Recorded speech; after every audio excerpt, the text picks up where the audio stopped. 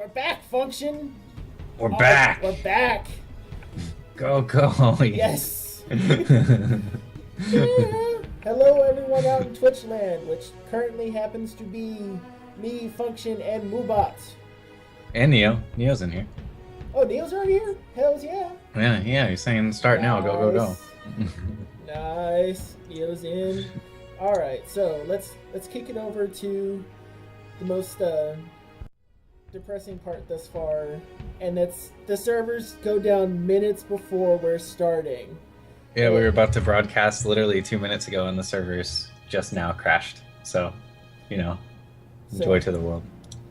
Maybe let's do one more login. Let's give it a try. Your dreams are about to be crushed here. I believe in the power of Hex. I believe in the power of Corey Jones. Oh, that. No. I don't believe in the power of your clicking. That was like you didn't even click right there. Fine, I will do it again. Ready? Oh, wait, it went off. Yeah. Bam! No, you're not having any luck. We'll give it one more try. We've got a backup plan, though. Now, luckily, I support the backup plan. Yes.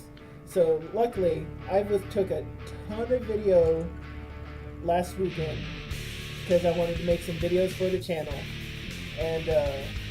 And in doing so, I have some footage of me drafting terribly. Terrible drafting. And so, Function's going to help me learn from my mistakes while we talk about our other stuff today. So we're going to have Hex footage. It's just not going to be the Hex footage we thought we were going to be getting. Yeah, it just won't be live. You need to change your the title, I guess is what it is. Yes, the title of the stream. All right, so we got Colin in here too. It's a party. HexTCG returns. Oh goodness, what were we Return of the General's tent.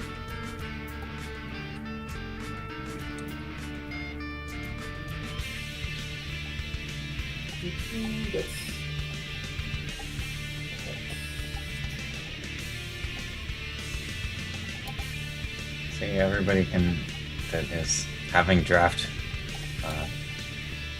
sudden draft withdrawal from being kicked out of the client can just come in and hang out with us. I wholly support that. Alright.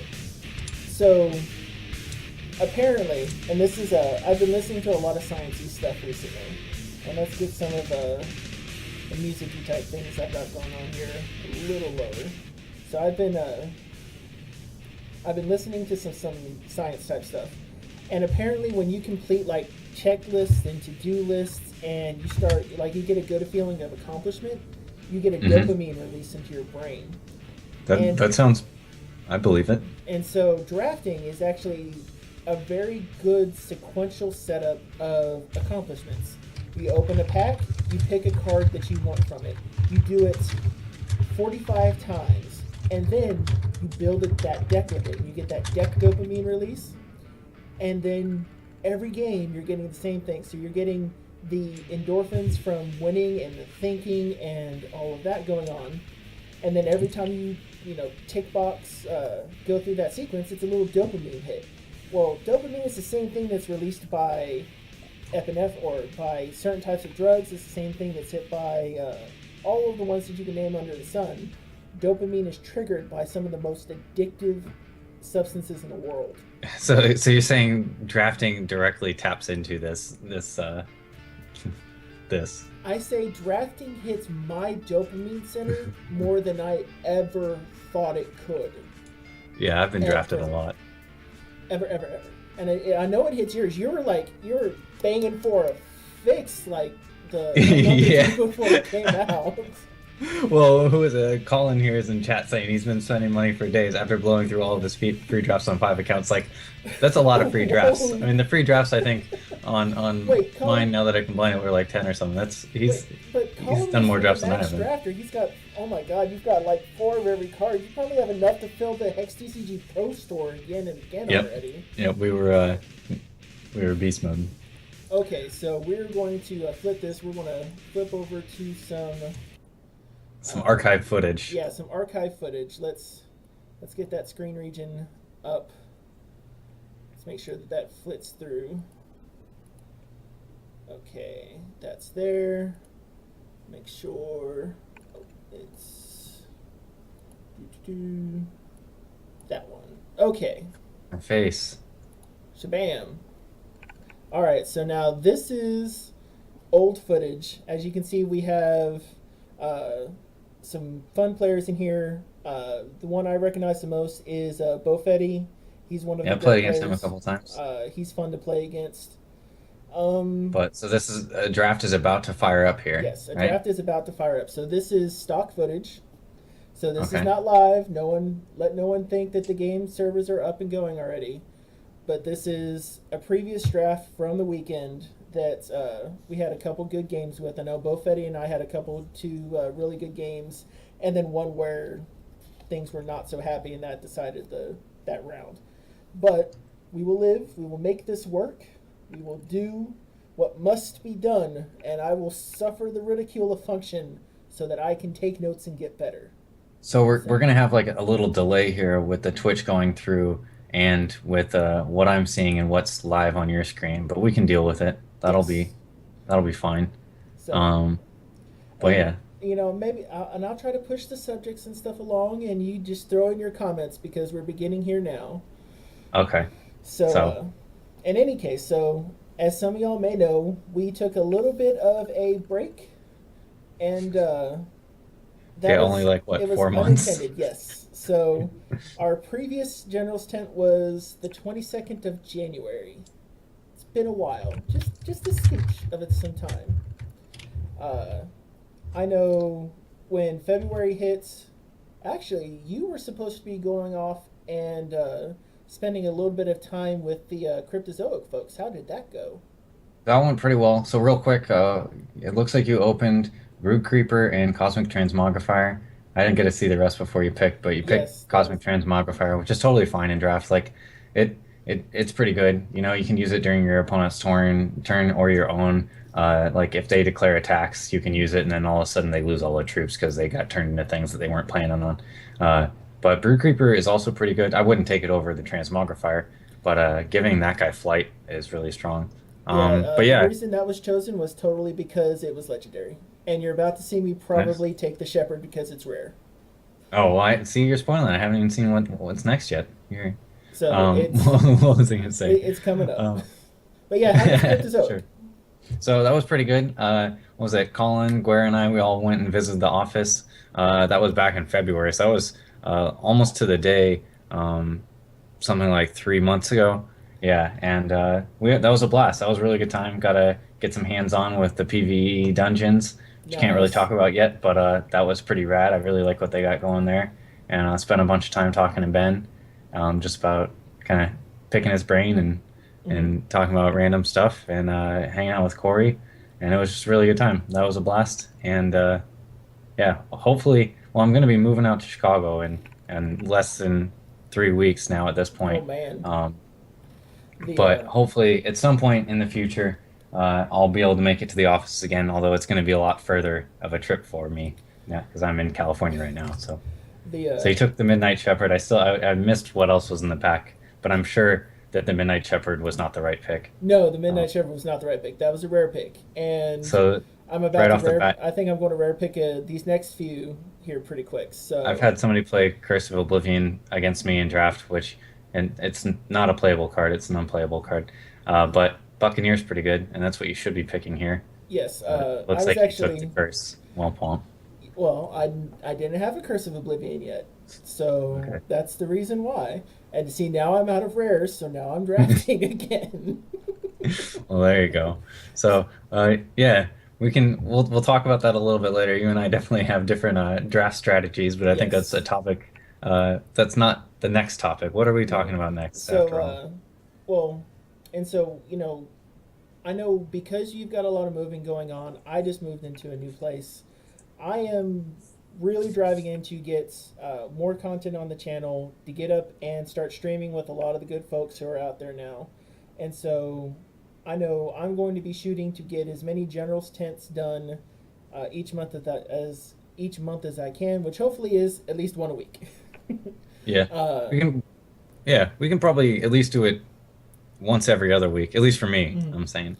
And But so, if we can get other people involved, I don't necessarily have to be here every time. You could still make them happen. yeah, so any like Zubrin, Neo, I know y'all are out there and y'all have wonderful voices in the community. Come into the tent, come and play. Send me your info. That sounds so bad. Come into the tent.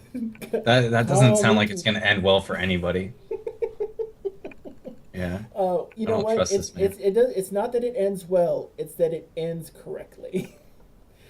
Wait, I don't. That's probably I'm not the still best way to say that confused. either. So you took You know, it the. gets cut out of editing.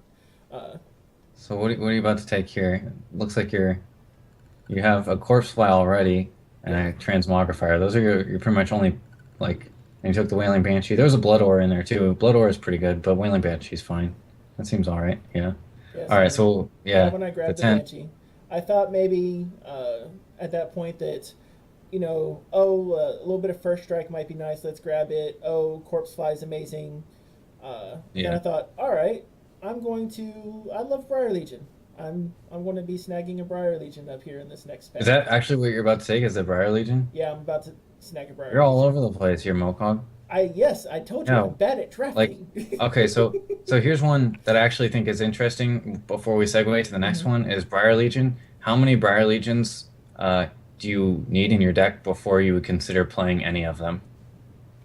How many do I Like, consider that I would need? yeah, like how many Briar Legions, like say, so if you have one Briar Legion, I would absolutely never play that. Like there's always One, gonna be yeah, times where you have one something better than no. that. I Okay, would say so three or more personally would probably be the best. three or more? Yeah, I Yeah, think three is definitely the threshold. Even two, I wouldn't. There's got to be something better you can play yeah. because I the mean, chance of drawing because both of at them is that pretty you're low. to draw both of them, and at that point they're only 3 for 4 fours unless you start getting some bounce mechanics to start dropping them into play more. But Yeah, three seems fine. in this one, I got really lucky with Briar Legions, if I remember correctly, for this draft. So where I started choosing my colors as this is coming up here. So we just had McKiz won the tournament. So it looked like Yeah, that Sean was the beat you at previous some point draft. there. Yep. Uh, Okay. and that one was also a bit value draft focused. I ain't gonna Sure. lie, it was. And yes, Hey, there is candy in the tent. We have everything from Twizzlers to Snickers bars and all sorts of other tasty candy. Come into the tent, Zubrin. Come in. Um, but let me flip this back over here. So aside from my terrible drafting, uh, hmm since the last time we were in an alpha, and they were just about to. They just had some of the tournaments going in, and they were just getting the tournament servers more solid hmm at the time of our last one. And since then, they solidified the tournaments, released all the cards, did a whole bunch of UI updates, and now it was beta. And then I was like, oh my god, it's beta. Oh my god, I And then haven't we released waited around something for in two four and a half months. weeks. Uh, Yeah. well, I'm like, I haven't released something in 4 freaking months. Oh my god! And then I started getting jealous of Mythic and Neo, and I'm like, man, their streams are doing fantastic. The HexTex folks were doing amazing. Uh, and I was just like, Yeah. it was that jealousy of success sort of thing, and I liked Getting it, back into the swing of things. and I We can needed make it. it happen. I needed it. So, by the way, y'all are awesome. Zubrin, your stuff is good. Neo, your stuff is fantastic. The Hextex people are fantastic. Uh, it's really good to be in that community, and just getting back to that community feels really good to me. I just wanted to say that, Oh. guys. All right. So yeah, it's nice to be getting stuff going again. I've got a couple videos that I just need to finish doing post production on. Maybe one of these days I'll be not lazy enough to. I'll be motivated enough to actually get them up there. Are you gonna take that Unmerciful Tormentor? It's in the Um, pack there. let's If make you sure. take that over the Corpse Fly, I'm gonna cry. Or over the Boulder Brute. You got Boulder Brute in there too. Both of them are good. I'm Oh about to yeah, watch you you're take about to watch the me take the Tormentor, aren't unmerciful I? tormentor. Because I look at Oh, it and I go, these are the cards that would be awesome, but this is a rare. I am not impressed, Mokog. Well, I'm dismayed. Yeah, you're about to take that Tormentor. I know I you are. yep, I'm about to take Yep, that you torment. totally did. Yeah. I All knew, right. I knew what I was doing. I Well, knew what I was doing when I took it, and I was weighing the options. I'm like, if I take this, I have a stronger deck, but I yep. want a tormentor. Well, okay. Well, I mean, at least you know what you're getting into. All right. So we've been we're back in the swing of things, doing content again, doing General's Tent. And beta's live, drafts are going. And do you have a favorite draft story yet from what you've Um, been doing? it is actually in this one is probably my most favorite one. But Okay. what I will, and so we'll see that as it comes down. Actually, we may not get to because it depends on how long we go. So actually, one of my favorite stories was I was playing with Bofetti, and one of the cards that came up is one that I'll be mentioning earlier. But we ended up getting into a really good set of exchanges back and forth, and I learned why Corey loves the reversion mechanic in draft. Uh, Yeah, it's good. because I had an exchange on with some of the threshold folks, and they're asking, should I take the diamond reversion card? The pay one. I think it's quick action revert target card. Should I main deck this in my draft? And I look at it and I go, I I would draft it, but I wouldn't main deck it uh, initially. And my Yeah. reasoning behind that is uh, though it's got a good cost and I believe it's quick action, it only affects one card and it's not super repeatable. So you're giving up a deck slot for something that you can only do once and is situational. You don't get more value out of it, guaranteed value out of that. Yeah, so like it's not as versatile as maybe Time Ripple is. Mm-hmm. Or you're not going to be able to like readily use it as often as Time Ripple, Yep. but the payoff is that when you're set up to use reversion right, it completely blows out your opponent. Like it's all right. I Mm-hmm. wouldn't main deck in every single deck I play, but there's a lot of times where yeah, you could totally main deck it and get away with it and be fine. You just have to like set yourself up that it's going to be really good for you. It stops Mm-hmm. on, in addition to like, removing a blood aura or a wild aura or a wild growth or any of those kind of cards. It also removes damage. So if your guy already took damage and then they're using a burn on it, um, you can revert it and the burn will only do 2 damage and probably not kill your guy after all, kind of thing.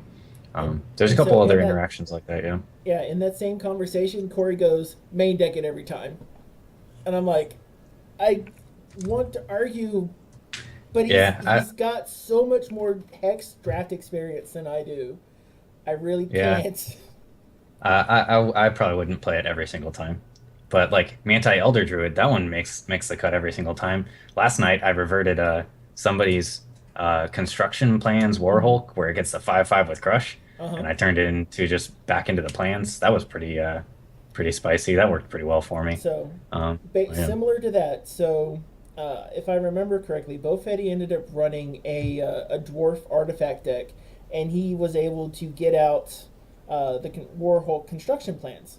Now, the I did draft a reversion card aside from the Mantis Elder. I ended up drafting the Bolt Paul Wizard, and for those who are not familiar with the Bolt Paul Wizard, it's a 5 for 3/3. Pay one, sacrifice a troop, revert target troop, or pay one, sack a troop, and discard, I think, 3 cards from the top of a target player's deck. And that, since I start, as some of y'all see, I'm kind of going wild shin hair in this current draft that you see going on. I was able to generate enough creatures or enough troops that I'm able to feed the Bolt Paul Wizard, and I was able to just keep on going and kept on trucking, trying to get the cards and get the value. Where if yeah, I Bullpaw Wizard's good. I mean, even so just a 3/3, three threes are still pretty solid, oh yeah, and he has a very relevant effect. Like he shuts down a lot of strategies, so he's pretty and solid. and the thing is that Bolt Paul Wizard proved to me that reversion is the mechanic that you one of the mechanics you want to watch out for, especially because Yeah, it's in play, it's a troop, it's repeatable, and it's easy to build the creatures into your deck for it. Because yeah. So you like, have multiple champions you can use for it. You've got so many ways to get the small guys into play and just get the yeah. value out of them. So with Bullpaw Wizard, it works well. with like Manti Elder Druid, it works well. With Monkey the Ninetales, it works well. And those are ones where it's like reversion attached to some other effect, Hmm. like usually another troop. And so the reversion just on its own, the one card where it just costs one and reverts them, it's a little tougher to use because you're not getting as much value out of it. What's nice though is that it's easy to catch your opponent off guard since it's only one cost. It's pretty easy to make it work, but you do have to be kind of careful what you're doing there.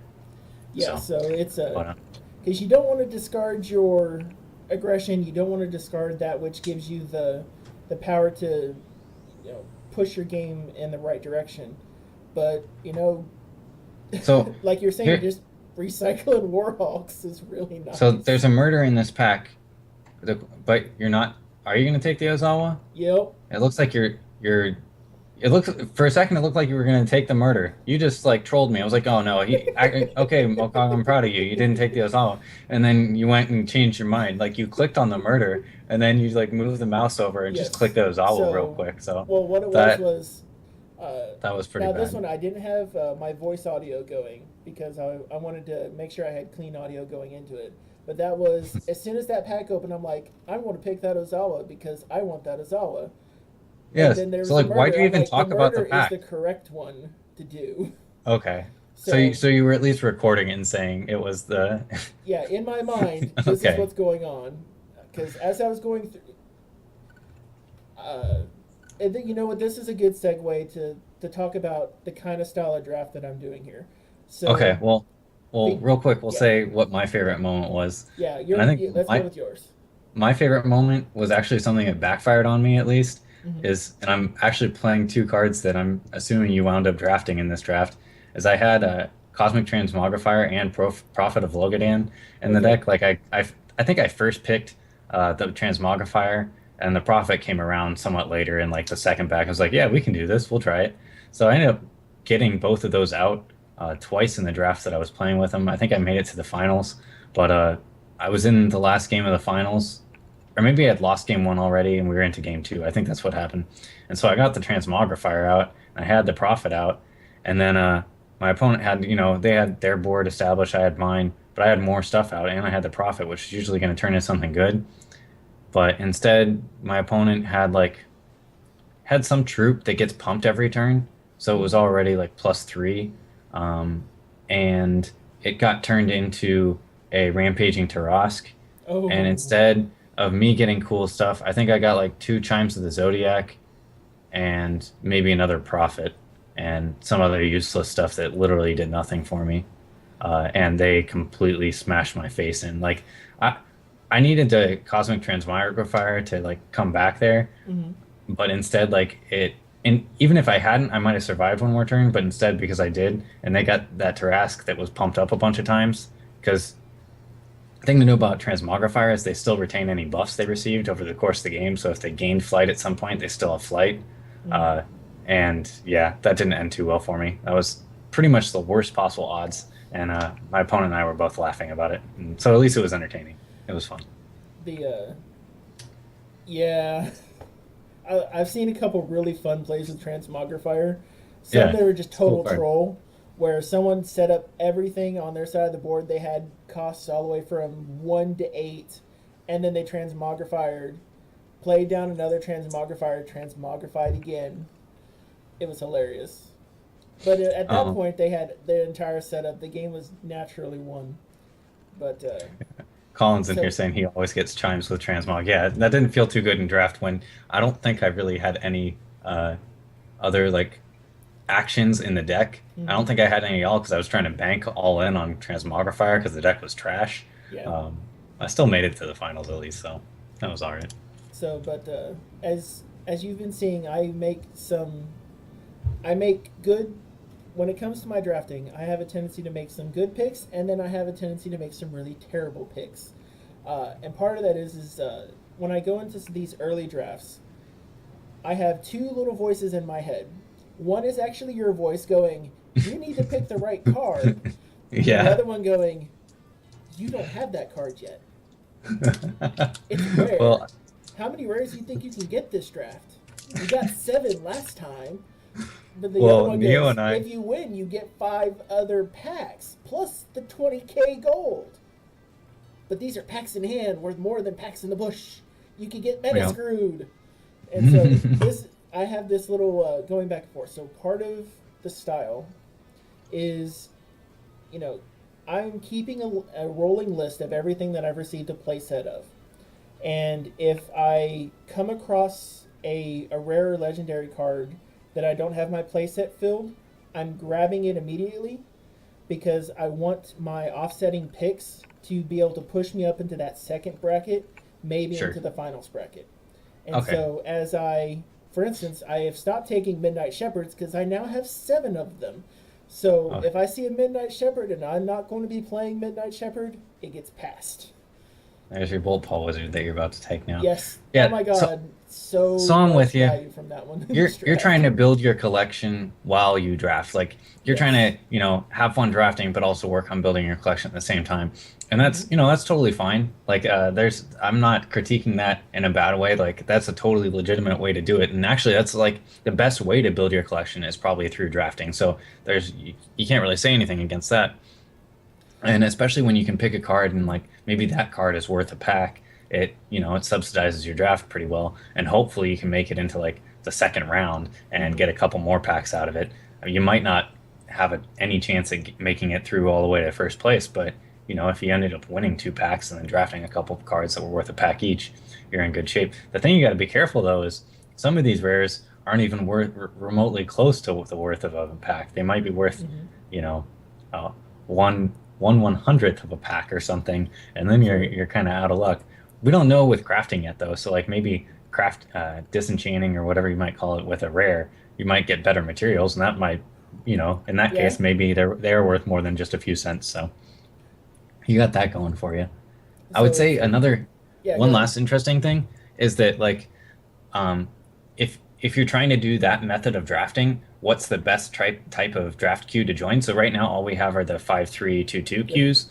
Hypothetically, there's going to be 8-4 ones and then Swiss queues as well. And so, which one is better for you? If you're joining the 8-4 queue, you're going to probably be able to rare draft a little bit stronger, like get more Mm-hmm. value out of the packs themselves because people are going strictly for the best card, and they might be passing on some rares that just don't fit their deck or Mm-hmm. other things like that.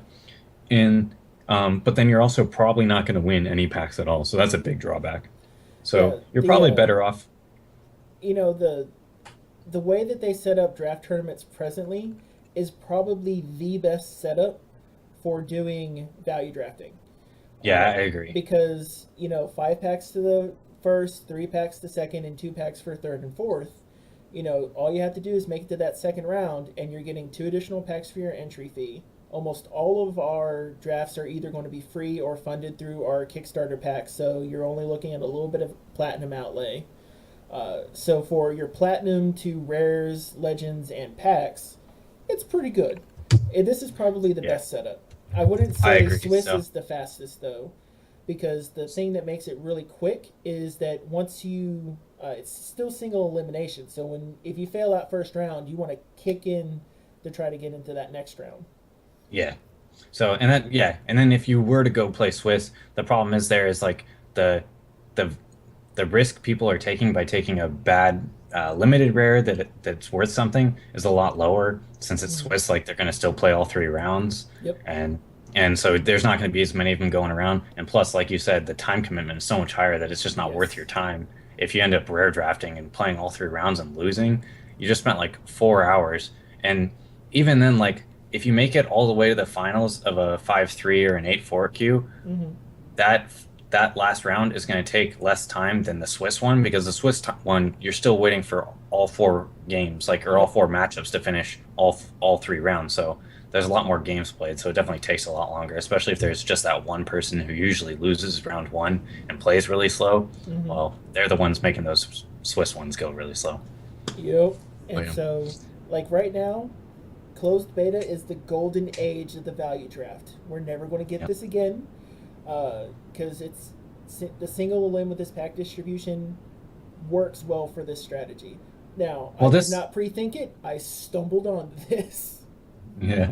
Okay, so you're building your deck here. Looks like you're Yes. kind of trying to figure out what to put in here and everything. Yes. Looks like you So, got a pretty decent deck built though. Like, what are you not putting in here? You don't have um, like the Glimmerglen Witch. So yeah, And it looks like you have two Briar Legions, so you're yeah. not at So this that wasn't the magic number five of Briar three League. that we were This talking yeah, about it wasn't the earlier. five. The earlier. five one was the previous tournament. Oh, so you had a I draft had where a you had five? five. That's pretty Yes, sweet. I did well on that one. That one came down to I got into the second round on that one, and on the final game I just drew poorly on that tournament with the five Briar Legions. Uh, So we're so in this one, which you may start hearing some other sound in the background, and if you do, I apologize because I was also watching Netflix at the time of recording. So nice. whenever this paused out and I was waiting for the deck to finish, I was watching Pokemon at the time. Go So Netflix Pokemon. what were we gonna say? So Oh, we were talking about favorite moments too. yes, Is definitely another one of mine was last night. It happened to be with Neo the other night. Like he did not draft. Like we were in the same pod together, and he did not draft a particularly traditional deck. We'll put it. I think it was okay, all like six drops, demolitions, and crimson clarities, so that he could crimson clarity on, or he could demolition on turn two or something. He said he ended up beating okay. a guy twice where the guy had zero resources in play, Oh which is wow, kind of nasty. But he and I both made it to the finals of that okay. that draft, so I got to see his deck firsthand. I almost lost to it. Like that deck was pretty jank, but it was fun to play against because it was so jank, and like because he had like onslaught, he had some other good six drops, the Hellhound with the spell shield thing, and a couple others in there. He was playing like the champion that puts out the rock elemental that was all big, and that worked pretty Mm-hmm. well with onslaught. But it yeah, that was interesting and it was a lot of fun. But yeah, so I guess you're going in for this like value draft strategy where you're kind of trying to subsidize each draft by winning a few packs each time, so Mm-hmm. it's cheaper to draft each time. But then you're also trying to grab some cards that you won't have to buy a month from now. You'll just have them in your Yes. collection. You're trying to build your collection as you go. So if you're thinking about like trying to have a play set of all of set one and you don't want to buy them, that's a really great method to do it. Like opening opening packs in draft is better than just opening them outside of Yep. draft. You're going to be able to grab more cards that fit your collection better, and you're going to be able to learn the game really well. Like playing draft is the best way to learn Hex, I would say. So, Most definitely. So the I've learned a lot of little intricacies along the way in playing that have really started informing some more of the constructed thoughts, a little bit more Johnny style decks to just kind of explore what's going on. Because it was playing a lot more with Briar Legion, feeling how Briar Legion worked in a deck, that I hmm realized, oh, well, Briar Legion's more than just the Eye of Creation combo value that you can pull out of it. And so I decided to hmm go build a plant deck because there was one draft where I ended up drafting in a couple of the four cost plant gardens, oh, that's and cool. I tell you what, when that sucker hits onto the version of it that's the 0/3 that pinks at the end of the turn and adds a fresh plant at the start of every one of your turns, that damage builds up pretty quick. Oh, I Because bet. uh, it's just kind of keeping it in play. But most of the time, you're not targeting a 0/3 wall. You're trying to get through to kill. Well, what I learned in that draft is if you build your deck right, you put just enough life gain, you can get it stabilized very quickly with the plant garden, and then you just throw in some accumulating troops and that accumulating style. You're not going to win tournaments with it, but Yeah, we'll have some fun. you might be able to theme out PVE with it. Oh, that'd be So cool. Yeah. and so you can theme out PVE to where you can do a lot of miniature damage pinks over time. So hmm for that one dungeon that was spoiled way back in the day, where it's not the amount of damage you do, but the number of times you hit the raid boss, Yeah. that's how you do it. Every turn, it doubles the number of plants you have in play. So you hit for one, and then two, and then four, and then eight, and so on and so forth. So that kind of style deck is great for PVE. Not going to win a PvP constructed tournament. Might win a draft. If you Yeah. can get Yeah, it, there you might go. win a draft. Um, and Yeah. just those little intricacies are fantastic. Yeah, it's nice about draft two. Just going back on it, it's like anybody can get into a draft. They're only $7, which is pretty cheap as far as like card games go for a draft. And anybody can do that, and essentially everybody's on the same footing. Yep. If if you're an amazingly skilled player, but you don't have any money to build a constructed deck, you could still beat the best player that Yep. has all kinds of money. Everybody's on the same footing, so that's Yeah. always something to keep in mind. I tell you, there was one of the drafts I actually came up against one of the fans who watches the General's tent. I'm like, they're like, "Are you Mokog? Like from HexHunterMokog?" I'm like, "Yeah." You do the General's tent? I'm Nice. like, "Yeah." They're like, "Awesome. Do I get a free win?" I'm like, "You get a free game." There you go. That's well played. Um, but And you know yeah. the thing that happens on that, that was one where I rare drafted too much, and he ended up kicking my tail in game 3. So we did. I mean, yeah, with the the value draft strategy, you're definitely gonna have some auto losses against Hmm. some decks, but you know that you're going in with that expectation anyhow. Well, So and you know the fun part that I end up finding is generally by pick 2 or 3 of a draft round, you're picking good stuff still.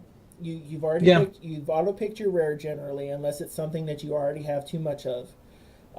So you're either getting something you don't have or a good card. Your okay. next round, So you're getting the same thing, and that's going to last you for about the first 4 picks of a round, and yeah, then you're standard drafting the rest of it. so let me move into that a little bit then. So I've been trying to just at least trying to. This doesn't always work for what I try, but I've been trying to win every single draft I play or Mm-hmm. come very close to it. There have been a couple times where I grabbed a legendary that early on that when I could have taken like a murder or something.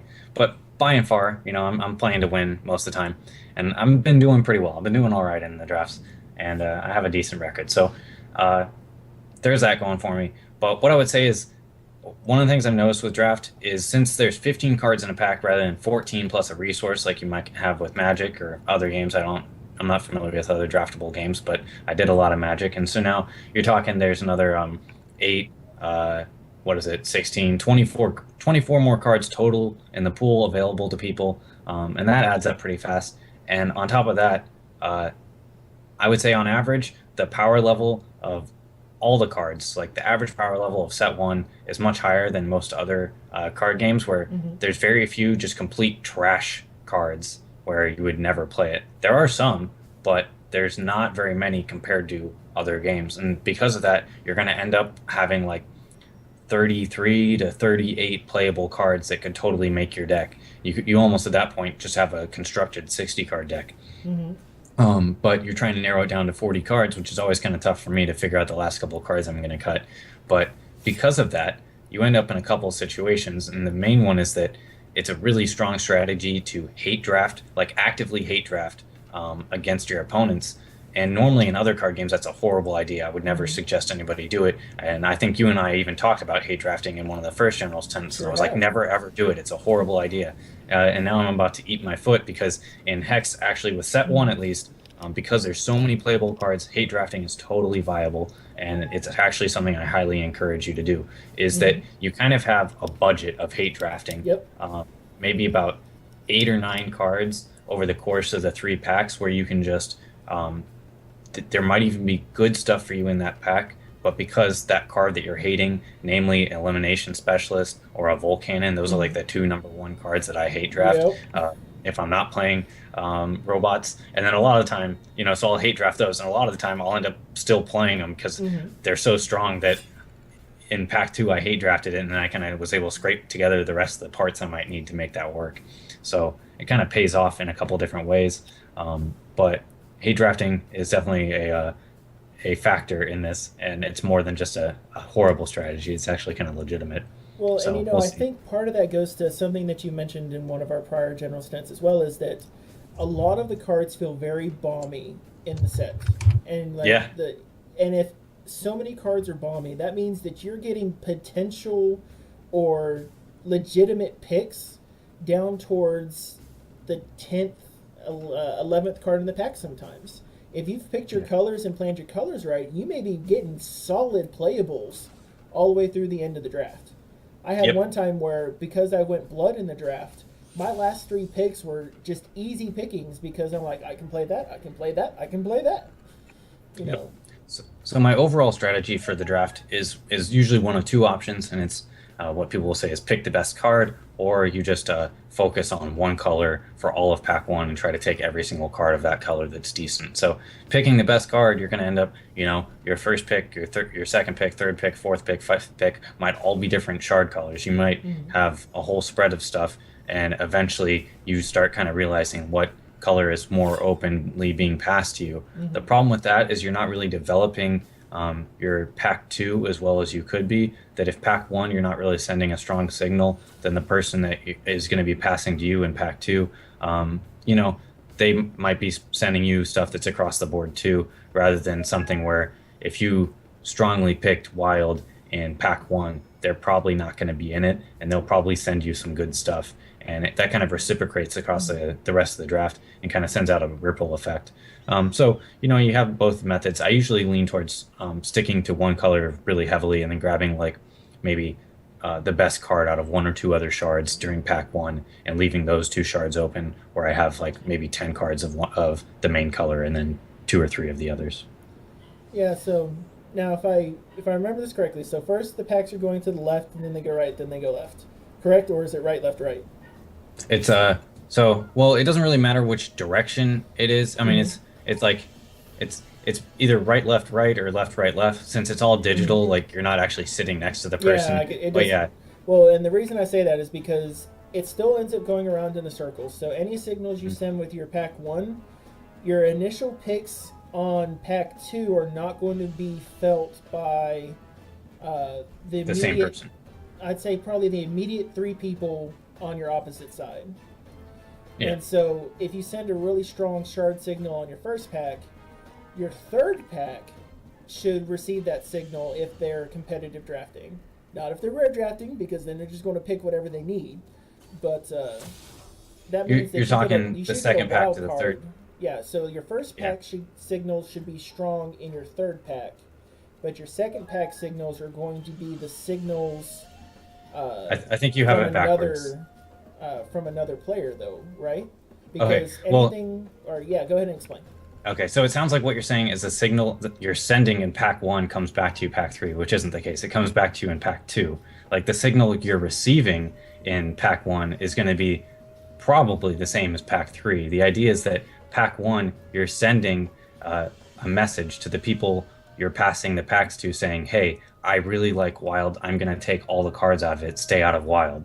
And then since they're now, those people who you were passing to in pack 1 are now going to be passing to you in pack 2, they're going to have stayed out of wild, hypothetically, and they're not going to be deeply invested in it. They might still have it. Sometimes it completely backfires, and sometimes there's a way of doing it is if I really heavily favor a particular shard, which is probably blood is the one I favor the most, and Neo gives me a hard time for it because I'm coming around on it a little bit. I mean, I do heavily favor it when I make it work, but I'm open to just about whatever. I do really like playing blood though, and so if you know that I really favor that, and you just happen to know somehow that I'm sitting right next to you, there is some interesting stuff you can do at like a highly competitive level where you screw me up in pack 2 and it doesn't come out so well. But yeah. Oh yay, I'm going to be using Bolt Ball Wizard coming up here. I start sacking stuff left and right. We're go ahead. At this point, we were initially on the show notes. We were going to be opening a pack and analyzing what you and I would both pick from it. We can't really do that right this second because there's no client. Login. But what we can talk about a little bit, at least, is 1 or 2 UI improvements that we would both like to see come through. Do you have anything in particular that maybe is a pet peeve of yours, or you would like to see improved upon? There are a couple things, but the biggest one comes in was actually preparing decks. So, you go into the deck screen, and the way they've got the layout is that bar layout where you can see, the champion, the name of the deck, and then the stats of the deck. That works really well when I want that information, but if I'm about to pick a deck to work on, in my mind it's going to be organized just by champion and by name. And I'll actually reference another online TCG that does it really well. The Pokemon TCG is really good at how you pick your decks when you're switching from deck to deck. So like in that game, you're allowed to pick a deck box, and in that deck box, you have that visual representation plus your deck name, and you just click through them. It's got a little rotating wheel on there. You're like, oh, this is this deck. I remember what this is. Oh, this is this deck. I remember what it is. Because you don't need to know those deck stats until you get into the deck. Sure. I've not met someone who thinks of their decks as their stats first. So on that pick, when you're in that selection screen, you don't need those. I think maybe putting a layer there, so you have to where you can be like, okay, I have 2 things named Shinhair Bombs Are Us. So which one is the one I'm looking for? Drilling down to that information, I think is good. But, I'm with you. I want some visuals. We want the game to pop a little bit more. And so doing those kinds of easy to select visuals, because like if you remember, like when old school TCGs, of course, pen and paper or paper. You should never be taking pen to your cards unless you're yeah. You've got your deck box. You unzip it, you flip it open. What are you looking at? You're looking at deck boxes. Give me, here's something else you can sell me, Cryptozoic. Sell me deck boxes. That's not a bad idea. I'm just I like saying, it. sell me deck boxes, guys. You're already taking my money every 2 weeks from my paycheck to help fund my draft addiction. Sell me deck boxes. Give them to me. So it's not. It's gonna be one of those cosmetic things that only you see. So that's always like everybody wants cosmetic items that they can show off. Like you get the items in the Wheels of Fate, which is totally awesome. I love the Wheels of Fate; those are great. But yeah, I don't know about deck boxes. I like what you're getting at, though. I like the idea a lot. There just needs to be a way to show it off. Well, and so I give you. So at the moment, we show off the sleeves and the like that comes through. So you've got your sleeves. It shows off to your other opponent. Taking a look. So like you got the sleeves and stuff right here that you can see. The deck boxes you could have it pop up somewhere in the UI. You can place them in here. You can have them in your victory and defeat screen. Maybe associate them with your banners, because those are supposed to eventually get customizable if I remember correct. But yeah, there you go. Neo's got an idea. Neo's got a good one. Let's see. You can see the deck boxes in the guild bank when you're sharing decks in the deck bank. I think that's a great idea. Like that is perfect. That fits right there. Yeah. So I think that's a good idea. That is absolutely fantastic. Good job, Neo. Yeah. This is why we can outsource ideas. Yeah. But I like that because it's a good representation. It's there. You don't need to know those stats. They do need to be there though. So just be like, when you invent the double back, give the deck box. It could be a double back on the deck back on the deck box. Oh my god, that's it. Double back decks. Because you pop into the deck, you see the stats, you go into, and perfect for guild banks. You go into the second stat of the deck, and it's the wins and losses with whodunit. Yeah. So it's the guild bank tracker of the wins and losses of the deck for when you want to check it out and try it. Yeah, that actually works on a lot of levels. I like that. Yeah, that's pretty good. Go for it. Yeah, it's all out there. It's not my idea. It's our idea.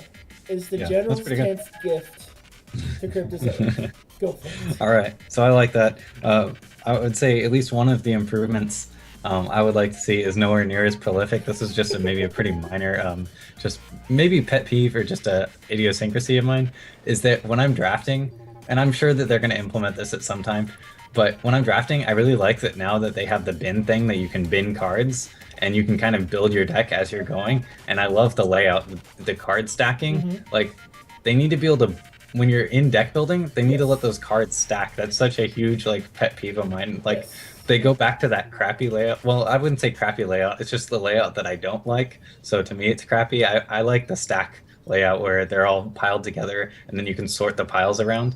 So I like that. But I want to be able to separate cards, like pull them out of the pile and have it right next to it. So that's one of the improvements. I want to be able to keep the stack improvement. And then the biggest of all this, though, is that when you're drafting, you're able to throw stuff in the bin and all that. I want to be able to keep the deck as is when I exit drafting, so I don't have to rebuild my deck. Because at least for me, I have an incredibly hard time cutting down from the 38 playable cards to the 23 that I'm going to play. And even though during deck building, I was able to figure out exactly what I wanted. During drafting, I figured out exactly what I wanted. Now I moved to deck building, I have to do it all over again. It makes my head hurt. That's just me. I think along those lines, you could probably put in a couple toggles in there. So, Yeah. for instance, enable the same stuff in draft as in deck building. If it's in one part of the code, you can probably get it to the other part of the code. Yeah.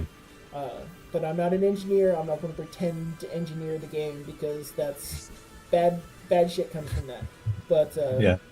ideally, you'd be able to enable. And what I really like, even in like, oh, I'm tripping over my words. I'm so excited about the thought of it. So when you align your drafted cards by cost, I love that it focuses that curve for you and gives you an idea of what you're seeing. But there are times I just want to be able to be like, I want to separate my threes now, so I got my good threes and my terrible threes. Yeah. And I want to see them right now, so I know about what to draft and what I don't want to draft still. Yeah, I want a little bit more be able to pull stuff out of the stacks. Is kind of what you're saying. Yeah. Yeah. So, but like Create your own stacks. yes. So it's it's not that I need a new bin. Is I want that window to be a little sticky for where the cards are. So Sure. that it's just just like you can flip your cards around on the table. I'd like to be able to do that with. I'd like to be able to do that in the deck building, and in fact, what would be really fun is if you can sloppily arrange your cards anywhere on your side of the field for your personal benefit, and your opponent sees them lined up and only knows when the order's changed. Okay. So, yeah, like, I think we kind of that was actually something we talked about a little bit when we went to the Cryptozoic visit. Is like being able to just I guess I would say like free form your cards around on the playing field and in deck building, and they said that would be cool, but that's probably not something that's going to be a priority. And like we're talking like true free form where you can just move everything over however you wanted, and like I think it's a novelty. I think. Yes, it was something I kind of liked, but I think it would wear off pretty quick. Yeah, it would be nice though, because if you were able to really make it like free form all the way, you would be able to create your own formats and stuff, and that'd be a lot of fun. Now, another fun part is if I'd still like to see this for. I'm pardon the phone that's going on at the moment in the background. What I'd like to be able to see is card stacking on the battlefield for your own benefit. Oh, definitely. So, totally. Like for instance, being able to stack your opponent's cards. So that whenever they play out, 5 senseis in draft, you can stack all the senseis. And if one of them gets, if one of them gets +1/+1, then it gets its own stack, like any that have been adjusted. But all the similar battle hop. Yeah, I mean, if you have are similar, exactly the same. Battle hopper, just get and then they all get stacked. +1/+1, and you can stack all +1/+1s, and it's just a drag and drop. Again, not a priority. I get it. But that would be pretty cool. It would be really nice for when I've got the giant Shin Hair Swarm deck to just plug them all in and be like, attack. So I think I have a better way to word what I was trying to get at. Is so when you're binning stuff during drafting, if whatever you binned just went straight to your sideboard for deck building, that became your sideboard, and then your main deck, whatever you had while you were drafting, that just becomes your deck. And then from there, you can continue adjusting like you normally do. It just kind of gives you a little shortcut. I like that. Auto side. Ooh, you can toggle that auto sideboard. There you go. Yeah. Nice. So, so we have those kind of things. I'm trying to think if there's any other UI improvements. I see a lot of people asking for a timer warning or something. If your timer like hits 10 minutes or 5 minutes, maybe it just flashes on your screen or gives you a message. I usually play my games really fast. Usually, sometimes they go pretty long. But the only time it ever really goes that long is when there's some kind of weird trigger thing. The very first beta draft I did, I first picked Ingenuity Engine, which turned out to be a godsend for me, and it did really well. But it made the games go incredibly long because there was so many triggers. And it wasn't just like I was having a hard time making up my mind and it went long. But my opponent, his turns were going really long too because we had to click through everything. It just took a while. So if they can speed up that kind of stuff, that'd be solid. It's loading data. We're trying. Loading data. Maybe. It ain't gonna happen. I am being positive. Damn it. Yeah. So, in any case, well, that's maybe. So if you see it flitting back and forth, that's because I'm being impatient and watching stuff. Yeah. But Yeah, I definitely can. I get it. I endorse it. Mokog stamp of approval. So I think that's just about everything we had on the list for today. I really was hoping to go draft as soon as we finished, and that looks like that's probably not going to happen. So I'm gonna have to go become a like productive member of society for a little bit or something. You mean we Like, both can work on our post production for our videos, which we need to get updated? yeah, that might be an option too. Well, but we have another thing we can talk about. So maybe ideas for next episode, huh? Okay, so yeah, I mean nothing right off the top of the head. I'm a little bit brain dead right now, but what jumps to mind for you? One of the things we were thinking about in one of way back in January, we were thinking like some top five lists. Well, since we've been drafting as much, maybe we can come up with our top five first picks. Okay, I think I can get along with that. I would say Menacing Grolk's probably right there at the top. I mean, this is Oh we're supposed to yeah, say it for I hate other drafted that episodes, but sucker. that's pretty high up there. I hate drafted that in one draft. It was amazing. Yeah. Any champion comments? So Sonivore was asking about champions or something. I didn't. I only skimmed over the post on the forum, so I don't know what they're getting at quite. You might be able to, if you can give me a quick synopsis of what you wanted my opinion on, I can give a pretty good retort to it, I'm sure. But I think as far as limited for champions, I've been favoring a lot are Zerid Venomscorn, and Feather Drifting Downriver. Those are probably my top two that I've been playing lately. I played earlier with Palamedes and took first place with him, and normally I really don't like playing him, but he fit for that deck really well and ended up paying off pretty well. But I think the Feather Drifting Downriver, I think a lot of people I see him playing that champion in a deck that already has a ton of flyers, so there's fewer targets for you to use it on, which feels kind of awkward to me. So you got to be kind of, I don't know. I would say he doesn't really fit in every Sapphire deck just because some of them just don't need him and you could benefit from using something else. But what he does work really well with is Boulder Brutes. Mm-hmm. Like if Yeah. you're playing Wild, you just attach it to Boulder Brute who has Spell Shield, and now you're just building like a Cloud Titan every turn, which is pretty bonkers. So I tell you, the Venom champion that they finally got working towards the end of Alpha, the one that does -1/-1 to target troop. yeah, he's crazy good. I love him for blood. Anytime that I can muster up the removal, when he was first used against me, I went, shit! I did not find him on the champion screen. That was my first exposure to him, and he whooped the tar out of me in a constructed game, and I learned from that going forward. Because he's just great at destroying early aggro. I mean, he kills orcs left and right. Yeah, he kills a lot of really relevant stuff. So for Oh my god, Ruby, Thunderbirds. He kills the shit out of Thunderbirds. he kills Thunderbirds, and he kills those gem crazed berserkers with the unblockable gem, which, holy crap, sometimes those can, like, if your deck's not prepared for them, they can just come out of nowhere and completely smash you. Yeah. And speaking of which, if you see what is it called, a effigy of Nolzan just going around and you don't think you're going to play it, you should probably grab it just in case, even if you're not going to main deck it, just so you can sideboard it in against those gem crazed berserker decks, because it'll stop those in their tracks. But yeah, those gem crazed berserkers are nasty. But Venom Scorn will totally kill those. Kill Thunderbirds, kill Howling Braves, kill. Yeah. And Howling Brave is kind of awkward. You don't really need to ever kill it, because by the time you're at turn 4, they've already ramped up to whatever. But he kills it great and constructed, because you see a Howling Brave and constructed, it probably needs to die. Yeah, but I mean, you're not going to be able to activate it till turn 4, so that's the problem there. But what he's really also nice against is just killing a worker bot. Like, a lot of times they'll only have one worker bot out, and they might be relying on that worker bot a lot more than you realize.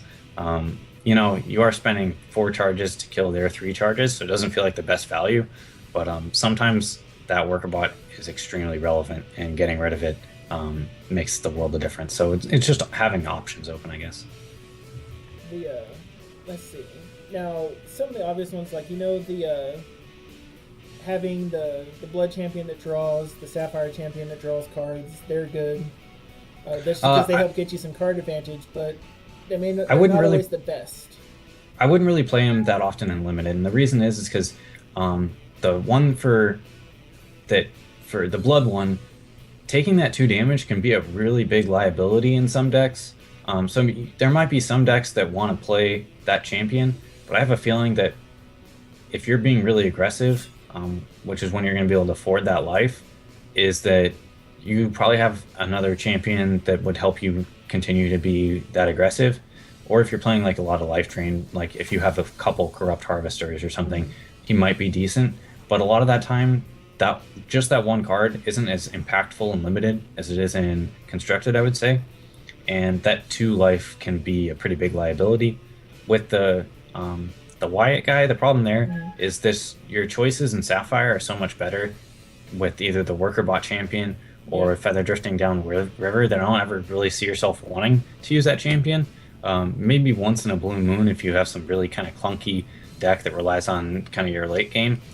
But even then, you know, a lot of the time, just if you're playing Sapphire, you're going to want to keep the robot option open, and then you use that champion, even if the rest of your deck isn't robots. If you just have a Volcan and you want to use it or something.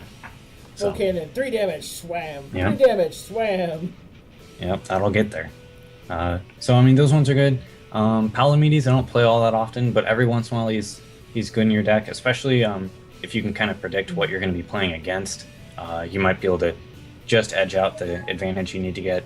The Battle Hopper guy, I haven't been able to draft Shinhair all that much, so I can't really speak to him. The life gain guy, where he gives you 5 life in wild, is probably decent some of the time if you're worried about somebody being more aggressive than you can deal with. And what else? We got the Mokoshin. I've tried to force Shinhair a couple times already because I got to play with the cute bunnies. But what I find with Mokoshin is Shinhair is very easy to draft early creature creation, but it's really hard to draft the game mechanisms.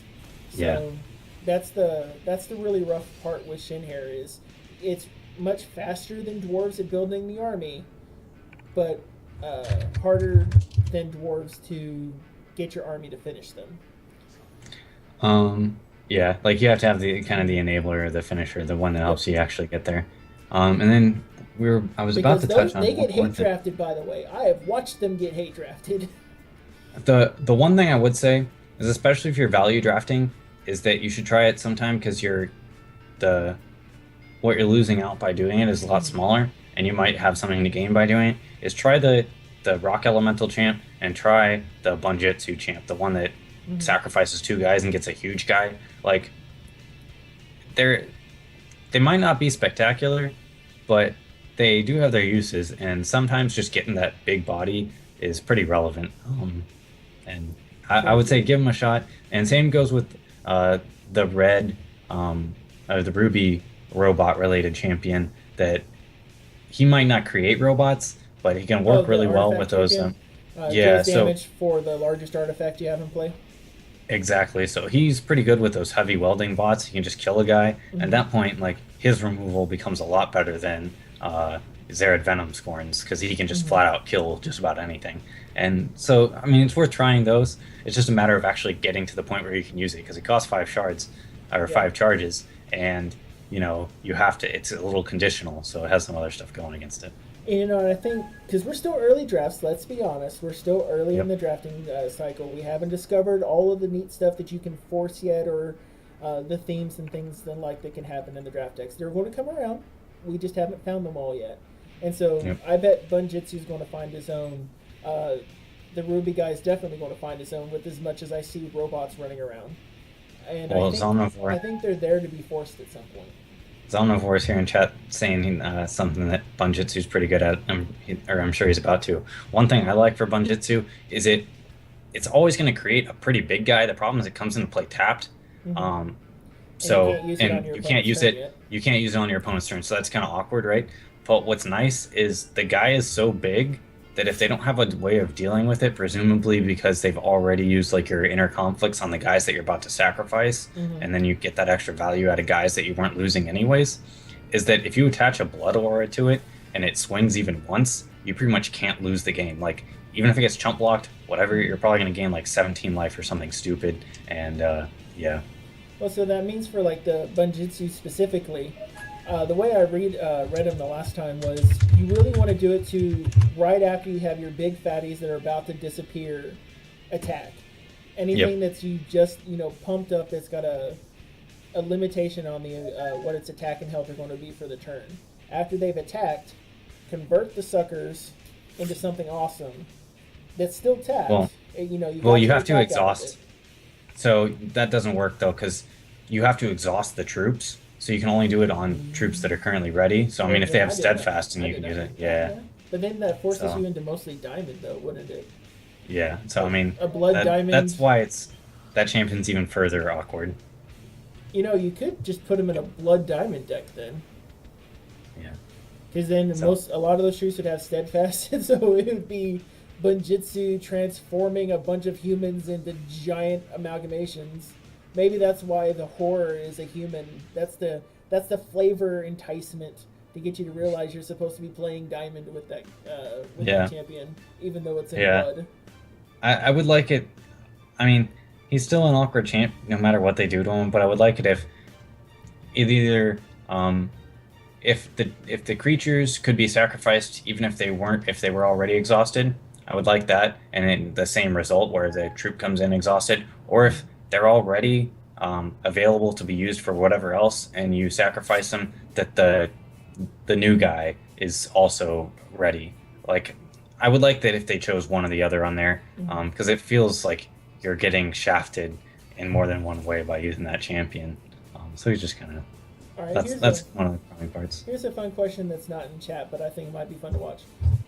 What champion would you choose if you decided to go 5-color in draft? Oh, that's a good one. You have to let me think. Because my thought off the top of the head while you're thinking is, maybe you want to go with blockers, so maybe it's a good idea to go with the dwarf champion that produces worker bots, or Monkitsu that produces bunnies. So I would say the dwarf champ for a couple of reasons.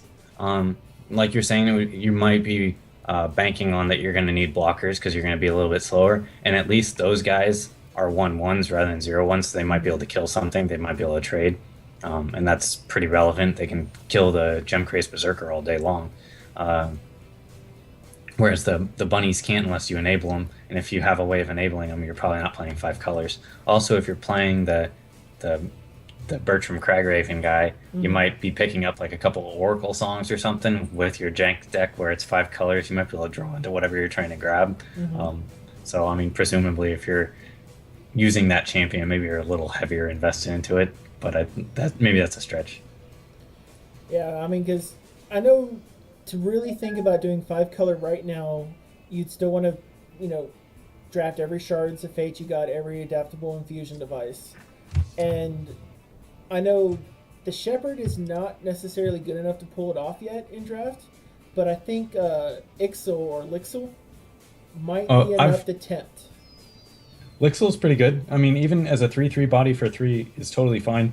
And, if you're playing like, maybe Ruby Lance or Terrible Transfer, you're definitely getting extra value out of it. Even if you didn't really need the threshold, you can still kind of make one of those two actions hit a little bit harder. I don't think there's going to be a whole lot of times where you're getting Lixil and Midnight Shepherd in draft, and even then, Midnight Shepherd, what is he, like a 1/1 or a 0/1 or something? He's just going to get blown away by like a bombsmith, and then you're going to feel really proud of yourself. Well, but then you're running Call of the Grave to bring them right back to your hand, and then you drop them, and then you tap. Sure. Okay. It's definitely a constructive play, but I think I haven't seen too many tricolors, except what happened to Havoc last night was hilarious, that someone was playing a tricolor and drew fantabulously. Nice. Well, not for Havoc. Havoc was absolutely pissed, and I don't blame him. I've played against a couple tricolor decks that were all right, but in general, it seems like 2 colors kind of the way to go. Every once in a while, you'll build a monocolor deck, but I think the thing here is that if you're going mono, what do you lose by just grabbing the best card out of Sapphire or something? If you're mono blood and you really only had 1 Terrible Transfer anyways, well, why don't you grab a couple Buccaneers or whatever when they just happen to be going by? And same with like Wild is, so say you have a couple like Honey Caps or something, and then another good card from another shard comes by. Well, like, why are you so stuck on being monocolor? Because Honey Caps really aren't all that great. Like, sometimes they'll be big, and sometimes you're just playing it turn 4 and getting a 4/4, and then the next turn you get a Boulder Brute that's way more powerful. So, um, you know, yeah, Yeah, it's I think it's hard. I think you kind of have to force monocolor, which is okay, especially if you happen to be value drafting. Maybe yeah, that's when you should do it. So you should force sure, monocolor when you're value drafting because you're already picking and choosing all the stuff you need anyway, and then just tells you what you need to roll. Like I want sure. this, and I want this, and I want this, and I want It's this, an easy way to auto. and I'm getting everything ruby.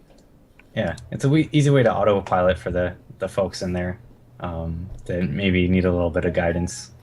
But Yeah, but yeah, actually, I think that trying to go monocolor as a new drafter is probably harder. To do it well, and do well though. well, the big thing that I was saying there is a lot of the time it's just not even worth it. Like what you're gaining by doing it does not outweigh what you're sacrificing. So that's just what I'm trying to get at. Yeah, because I mean, even like the starter decks are two colors. Yeah, So if you think about the new PvP player experience, because the actual new player experience is not in the game yet. Which I go round and round with one of my buddies who was also a Kickstarter backer about that subject. But as a new player, just getting into PvP in the closed beta, let's say you signed up for a beta key, they gave you a beta key, you didn't kickstart back, so you just start with that starter deck. You pretty well get trounced if you choose anything else but the dwarves or the orcs as your starter. Well, like when you go into the play section. So really, if you're going into draft and you've played a few games, your mind yeah, is going to be tuned already to thinking in two colors. yeah. So But and that's a little different than some games. I mean, because I remember some Magic starters where it was a single color, and then well, yeah, all they the like realized core that set going starters to were always single color. So, and or then at but least then they the were for non-core most. sets, if I remember correct, started going two colors, right? I don't remember. I mean, it's been a long time since I ever bought a Magic starter, but I know for the longest time the starters were from the core sets at least. Oh, you're saying the non-core sets? Yeah, Yeah. I think all the non-core sets were usually two color or something. So I guess what should make us think now that the starters for the first set of Hex are two color. Does that mean that our set ones are going to be, or our set twos are going to be mono? A time can only tell. I think. Well, the thing with set one is there's like a lot of tribal synergy, and Mm-hmm. usually when there's tribal synergy in card games, it spans multiple colors, and so since they got that going, it only makes sense that they're trying to kind of tap into that synergy they have going and showcasing that in the decks, which is exactly what they were doing. Um, but but yeah, I think that's Oh, we got anything else on the laundry list? let's see. Um, So we're thinking top fives for our next General's Tent, or at least our next one with you on there, because last thing I want to yeah, do is have you pick your top five first picks and be like, yep, we talked about that last week, Function. yep. Uh, So we'll come up with some kind of top five list. It would be fun to do like either a sealed pool maybe, uh, do like a sealed tournament while we're talking. We can get the mhm. people watching involved maybe. Do something fun there for whoever wins, or maybe do that directly after the General's Tent episode. I think that'd be fun. Do something to Yeah, get people involved, tuning in. I like that. So like, Right. since draft queues fill up like that, I think doing a sealed is probably the best one. Yeah, yeah, that's kind of what I was saying too. Is like since the draft's already filling out faster, if you want to get fans into it, it'd be pretty easy to get it in that way because it would take a minute or so to fill, and they have some time to join in. So, Snazzy, I like it. We will oh, look at making that sucker work. the game's up by the way. All right, so No, I have to reload. how about we bring this to a close, but before we do, we have you open a pack and we'll both talk about the the pick Yes. and what we're both picking for whatever reason. Yes, yes, yes. Let's hide that. We will go ahead and pause this craziness, and y'all get to see my dragon in the background. Well, not my dragon. I have to restart it because apparently I tried logging in right as the servers were coming up. Yeah, but we're back just in time. We were able to tide everybody over while they were waiting anxiously for the game to come back and draft. And now I can go get some dinner, come back and draft until I pass out again. All right, so now we're loading up in the data. As soon as you get into data, we're going to have wonderful, beautiful packs, and we will open a pack and maybe get some good stuff. Okay, we're in. Woo-hoo! All right, so store, check. Packs, check. All right, let's pack it up. So This you is for gotta, the tent. if you're gonna open the pack, because I'm a second or two behind you, Yes. uh, maybe hold off on saying stuff until it comes up on the stream, and Okay. then well that'll be No delayed for everybody, spoilers. but we'll do it. Yeah, no spoilers. No spoilers. No spoilers. All right. Okay. No whammies. No whammies. Watching the stream. Watching the stream. Dropping it in.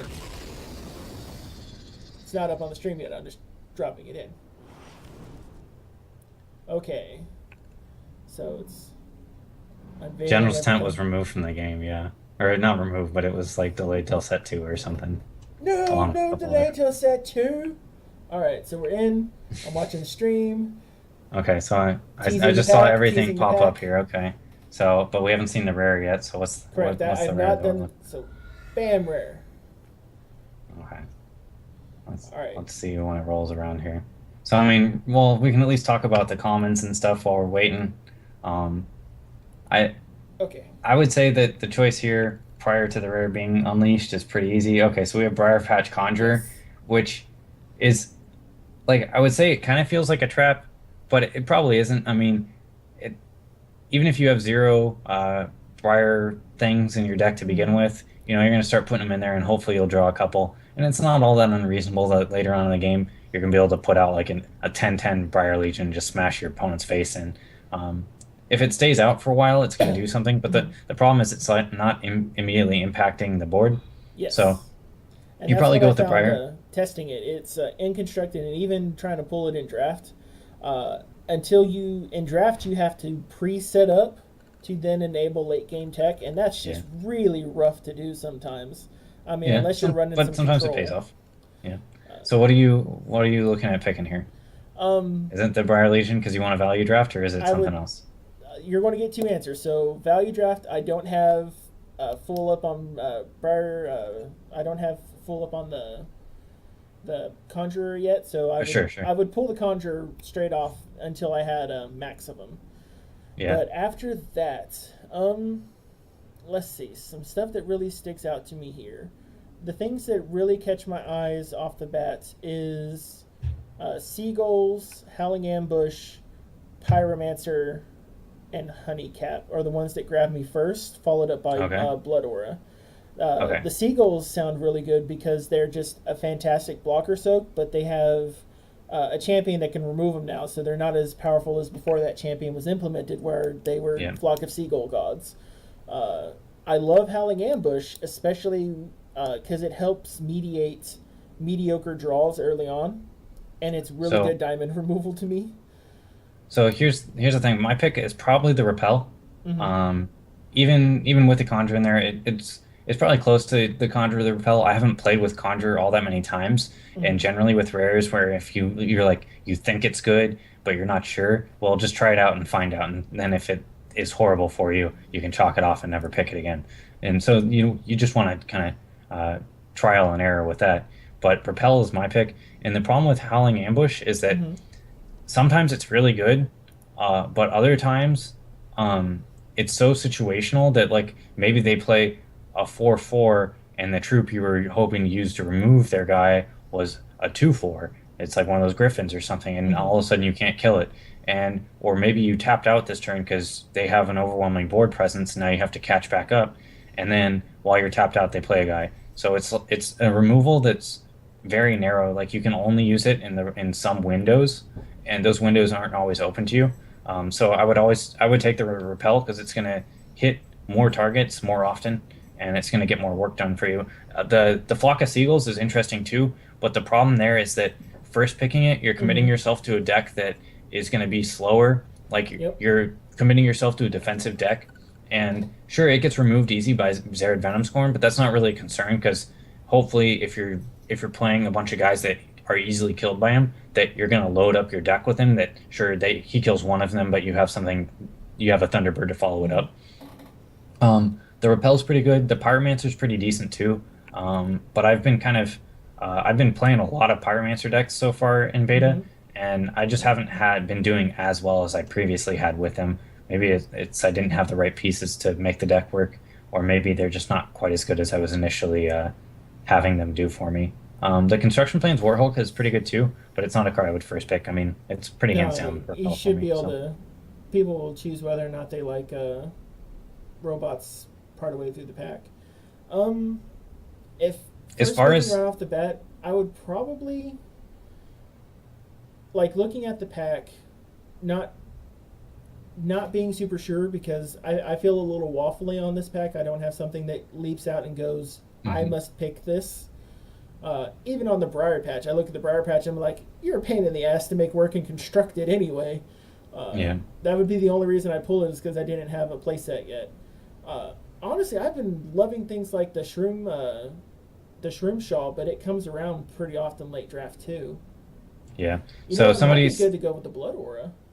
they're saying in here, picking the rare and sending a strong signal. Like when you pick a rare, you're not sending any kind of signal at all because the rare could have been anything. Mm-hmm. So like usually when you get to the second pick of pack one and the rare is gone, like Mm-hmm. that's not really any sign to you what's already been taken. Usually you don't start seeing signals till around pack or pick four or so, Mm-hmm. and that's when like you're like, oh well, X is really missing and it should be in here by now. Like clearly there's no robots or clearly there's no flyers, and you can kind of start making those kind of educated guesses. But usually on the very first pick, unless you know the contents of the pack that they opened, Yeah. like you maybe know the print runs really well, it's pretty hard to tell what they opened. And if they pick the rare, then it's impossible to tell what they opened. You can say like, oh well, what rares are better than Repel, and then run down the Mm-hmm. list. You might still be wrong because maybe they just value drafted Yeah. and it's not actually better. So. So I think if I wasn't going to go with Conjurer here, I might just go with the Blood Aura. Yeah. Oh, you were saying looking at the blood aura. So the problem with blood aura is that like um it's a lot of the auras except for wild aura are kind of easy to pick up late and usually Mm-hmm. only want one, maybe maximum two in your deck. And so like picking a card that goes late, it'll come back around probably, or you'll see it later when there's less cards in the pack for you. You'll Um like the reasoning for this one though. So okay. the thing about signaling and some of what they're saying in the chat.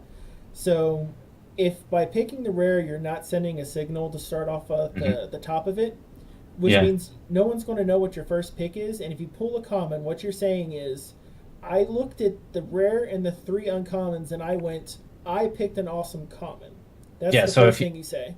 And then I'm like, well, I know Blood Wars might be middle of the pack, but I'm wanting to either force blood or because it's a just a three with a one threshold, I want to keep my second color to be blood. I'm going so to grab it, and I'm going to, pick and choose from the best blood removal that I have come around. I think you're shooting yourself in the foot in this case. Like the person next to you is going to think you picked a murder, Mm-hmm. which doesn't Hey, even in itself is a splash. But like the thing is like so I would think if you passed me this pack, you probably picked a murder, um, or a buccaneer, one or the other. and And so that would send in a either signal case, of blue blood, right? well, maybe. But the thing is it's not actually that signal's not actually true. You didn't pick the optimal card in the pack. You ended up shooting yourself in the foot, like by trying to send this signal that doesn't really exist. Um, you actually ended up picking not the best card in the pack, and so like what you have to gain by that is very little. Like sending signals is good Mm-hmm. only so long as they're true. Like the next card, you might not even end up playing blood because maybe the people next to you um, aren't aren't in it, and because of you taking this card that's kind of not very good for you, you're actually helping those other people more because in pack two, blood's gonna be coming back around a little bit stronger, and you're not in it. Like I would rather take a card that you're for sure gonna play, and blood aura is not a card that first pick you're ever gonna be for sure you're gonna play. So yeah. But yeah, I mean Repel's really good. Mm-hmm. Um, it's I was thinking back to the Phoenix Guard Scout because I'd seen him is come up pretty well. He's really good too. I mean, in this pack, I wouldn't first pick him, but he is a card that, like, in a very weak pack, I would be Hmm. fine first picking. Phoenix Guard Scout's really good. He stops a lot of the early aggression. He can peck away for some damage, and like he enables some pretty good starts. But he I mean, he's not the best card in this pack. I guess if the Repel was missing and the Conjurer was missing, would you be saying that you like the Scout more than Pyromancer? And those are probably kind of a close call. Pyromancer's still probably better, but it could go either way depending on what kind of deck you favor personally. I wouldn't fault somebody for taking Scout over Pyromancer if like those were the cards in the pack. So I yeah, was saying earlier today on Twitter that I need to play a lot more Sapphire Shard. yeah. So I should probably take the Scout in this case just to keep my word. No, you would take the repel. You like when you're like you want more practice with a certain color, you Hmm. don't just like jump in and force it. Like, sometimes forcing a specific strategy is a very good way to go. In this case, there's so many good cards in the set that there's no need to do something like that. Um, you could like force, you could develop. I think maybe there's an argument to be made that you could force draft dwarves every single time you played because it's really strong and come out ahead. But The cards like are it's going also to really backfire on you common. sometimes. But for like going in and saying I'm going to force draft X because I haven't played it a whole lot. Maybe not the best idea. If like there were two picks that were really close together, and you're like, well, I do need more practice with Sapphire, then yeah, that's totally fine. But I don't think the picks are that close. So yeah, So in there this we go. case, first pick we're saying is a Repel. If Repel Yep. is gone, what would we pick next? So this pack comes to me. I mean, Yeah. it is going to depend a little bit on what I picked first. If Hmm. I picked an aggressive card, I'm going with Pyromancer probably, because being able to grab a couple of them is always pretty nice. Uh, I think, and then I would at least consider the Howling Ambush depending on what I picked and kind of how I'm feeling. But like I said, I've had bad experiences with it so far where it just ended up sitting in my hand. I couldn't use it. It's also a bad top deck compared to other removal. And then I don't know if I would still. I mean, we were talking about the Conjurer, so I think it'd either come down to the Pyromancer, the Conjurer, or the Phoenix Guard Scout for me probably. Nice. Well, guess what? All of these go to my collection. Yeah, yeah. You don't have to worry about it because you're gonna get all of them anyhow. So. So in this case, I have 1,200 gold, but I cannot roll on this chest because I get the Wolf Chest Gold Error because apparently it does not like it when you try to use all of your gold down to zero. Oh, well, I think that's is that about it then? We can move on to getting some drafting in. Yes, let's get some drafting in. So I want to Okay. thank everyone for coming and joining us in today's general chat. Everyone in the chat was absolutely fantastic. Thanks, Dom, for showing up. Killau, Colin, thanks for showing up. I know you're not so susceptible to rare drafts, and we all understand why. We all understand why. But Well, y'all, thanks for showing up. Thanks for stopping by. I know today was slow with the server being down for this hour, but I hope we kept y'all entertained for a little bit. yeah, it worked out pretty well. So it was a lot of fun, and yeah, thanks again everybody for tuning in. Don't forget to check us out both on Twitter. That's usually the best way to keep in touch with what we're up to, whether it's streaming or putting out videos. I'm at Funktionfails, and Mokog is at HexHunterMokog. So that's a good way to get a hold of us and stay in touch. Other than that, we're probably going to both be streaming a little bit more often, so you can check Mokog out on the stream you're watching right now, and me